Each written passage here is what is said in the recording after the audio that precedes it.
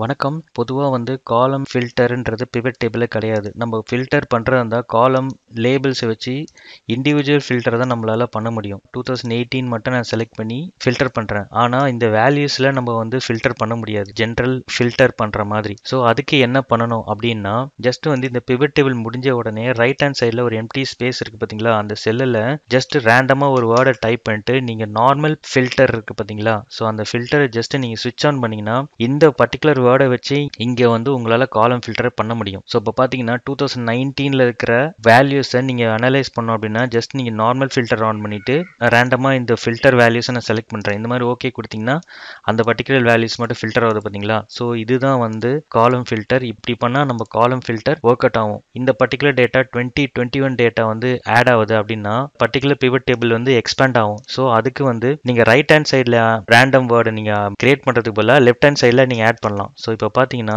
இந்த pivot table left hand சைடில் just நீங்கள் ரேண்டம் வேர்டு ஜஸ்ட் நீங்கள் டைப் பண்ணிட்டு ஃபில்டர் ஆன் பண்ணிங்கன்னா நீங்கள் நார்மலாக ஃபில்டர் ஆஸ் யூஷுவல் நீங்கள் ஒர்க் பண்ணலாம். காலம் ஃபில்டர் பற்றின ஒரு ஆப்ஷன் உங்களுக்கு யூஸ்ஃபுல்லாக இருக்குன்னு நினைக்கிறேன். இன்னும் ஃபர்தராக பிவட் டேபிள் பற்றின சில ஆப்ஷன்ஸ்லாம் ஃபர்தர் வீடியோஸில் நம்ம டிஸ்கஸ் பண்ணுவோம். நன்றி.